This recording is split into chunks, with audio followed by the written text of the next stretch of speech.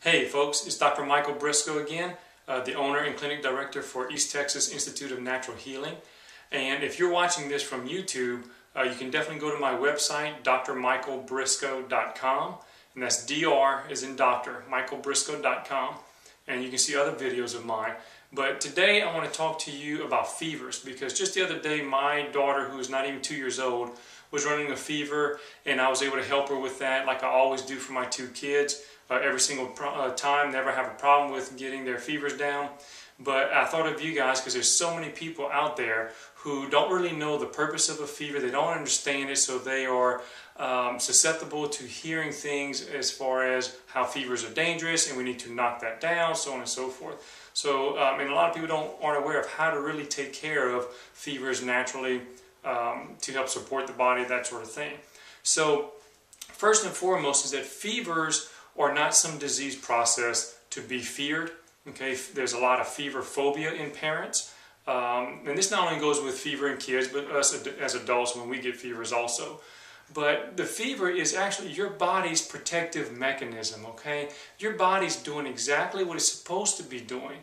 All right, when it has this fever, it's going to raise the body temperature for a couple of reasons. Okay, and first reason is that the infection that your body is confronting has to have a good environment to live and thrive in. Okay, well, these germs like to live at body temperature. Okay, that's their right temperature environment. But when your body's fighting this stuff off, it's going to raise this temperature higher than what is hospitable for these germs to help kill these germs off. All right.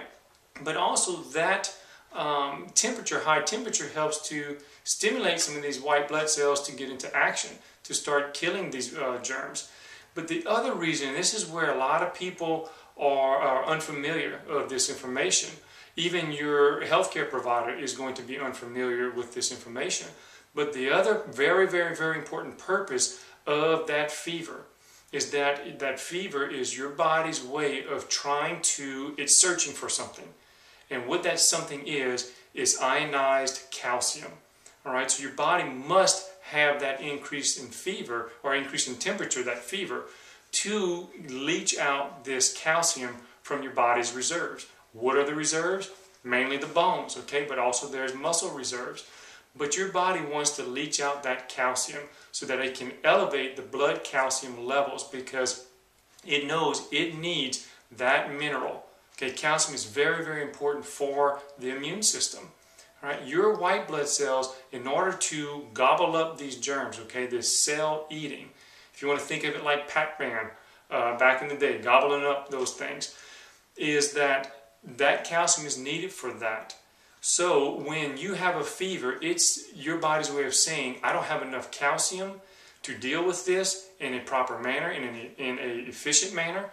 So I have to increase this temperature to protect myself so that, number one, I can kill all these bacteria by having an inhospitable temperature environment, but also to leach out the calcium from the bones to elevate the blood calcium levels. It has to have that, folks. Okay, but so really that fever is a sign trying to tell your children, tell you parents that this child, if you're the one with the fever, needs more calcium.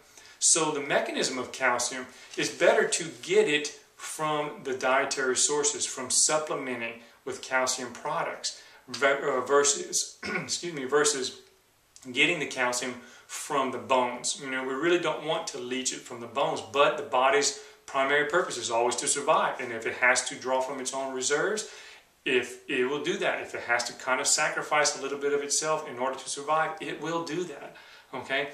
But it's better to provide it through the diet, through the calcium supplementation, okay? And that's exactly what I did with my daughter just a few days ago. Just kept giving her calcium, okay? Just kept giving her calcium. And the next day, I mean, that wasn't even a 24-hour period. And the next day, she was fine, okay? And people get so worried and concerned about, oh, well, you know, if a temperature goes up to past 101 degrees, we need to start worrying. Not so, folks. Okay, way back in the 30s and 40s, the healthcare practitioners and providers and researchers, they knew that the body can handle temperature as high as 107, 108 degrees and be fine. It's just when that temperature gets above 108, then it's potentially dangerous. Okay, the key word being potentially dangerous. All right. So when the temperature is getting high, we just have to do certain things to help make yourself or your child comfortable. Okay, dressing them properly to make them comfortable, keeping them hydrated, letting them get rest. They're looking lethargic and down and weak because they're tired. Okay, their body wants rest. Just put them to bed, watch them, let them rest. Okay, but we got to get that calcium into them.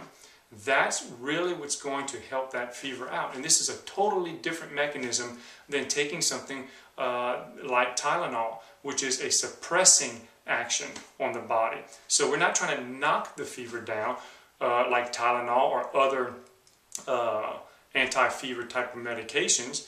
Okay, these things will be a symptomatic approach. Okay, it does decrease the temperature, it does decrease pain, inflammation, but it's not creating repair. Okay, so the calcium, when we give calcium to the body, it's actually, you're giving it what the body's actually searching for. Remember, when we have the fever, your body's searching for calcium.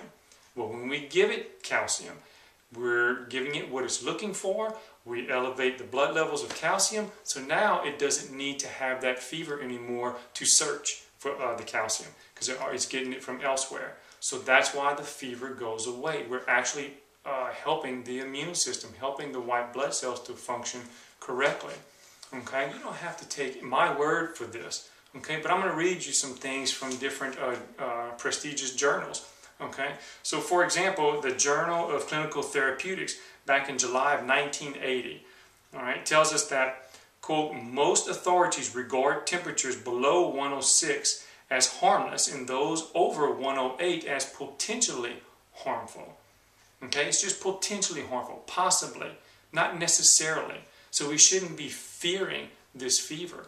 Where parents get very fearful, see, the fever actually scares the parents more than the child. And the child will get scared based according to the parent's reaction. Okay, but these parents are just unaware of the truth, okay, of how to really take care of this problem for their child. But parents are fearing fear because we've been told, oh, we have these febrile convulsions or seizures. Okay, it's very, very, very, very rare that it's creating any sort of problems. The fever, that is creating any sort of problems.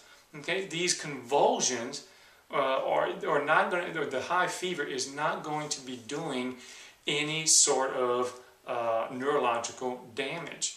Okay, that's what we're taught.